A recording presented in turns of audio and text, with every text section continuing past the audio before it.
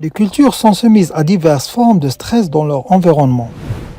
Dans la production végétale, les plantes sont constamment exposées à des facteurs abiotiques qui peuvent générer un stress et affecter leur croissance et leur rendement.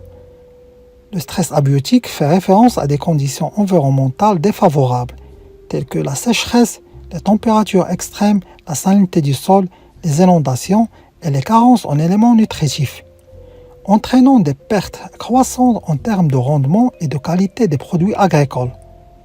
Il devient urgent de trouver une solution alternative pour pallier à ce problème.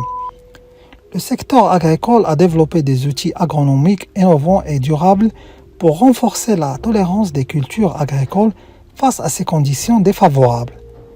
Les biostimulants les aident à optimiser leur fonctionnement et leurs ressources pour répondre aux exigences de production, tant en quantité qu'en qualité. Dans un contexte d'aléas climatiques de plus en plus fréquents, les agriculteurs cherchent à renforcer la vigueur de leur culture.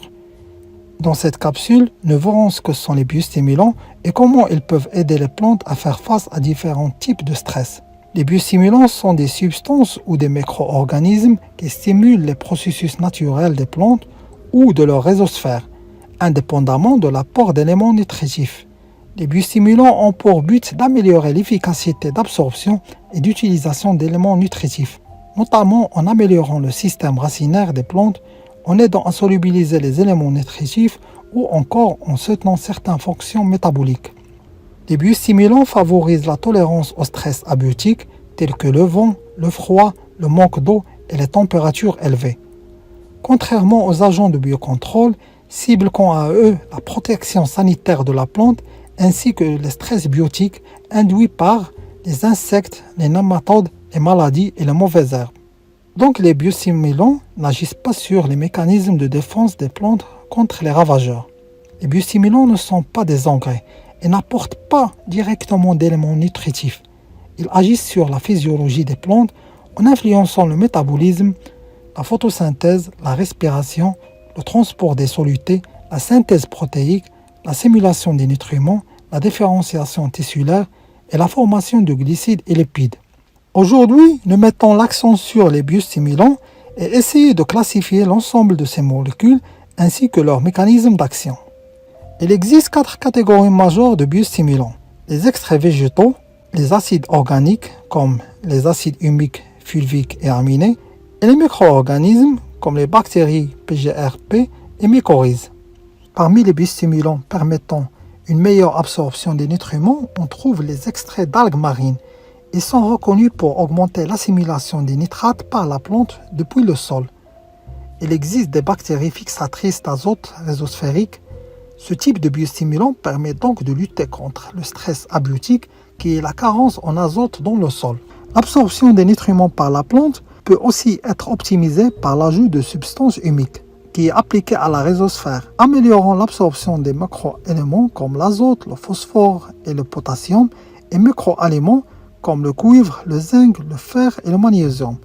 Cela est possible en rendant plus accessibles les différents minéraux via des mécanismes de solubilisation et de complexation, en les rendant plus facilement assimilables au niveau des membranes plasmiques des cellules racinaires. D'autres micro-organismes bénéfiques comme les champignons mycorhiziens et les rhizobactéries.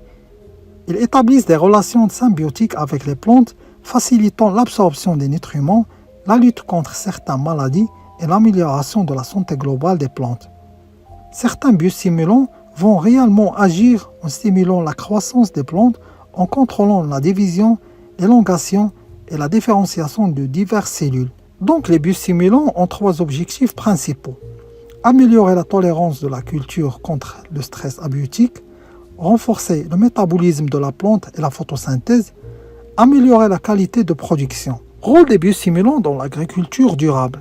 Ils améliorent l'absorption et l'utilisation des nutriments confinés dans le sol, en réduisant le recours aux engrais synthétiques qui polluent le sol et la nappe, lors de leur ruissellement.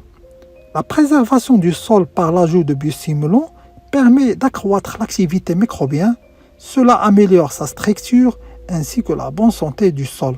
Les biostimulants augmentent le rendement des cultures et l'optimisation de la qualité des produits récoltés, ce qui est essentiel pour la sécurité alimentaire et la durabilité économique. L'incorporation de biostimulants dans les pratiques agricoles est conforme au principe de l'agriculture durable, en réduisant l'utilisation des ressources, en protégeant l'environnement, ainsi le soutien de la production alimentaire à long terme.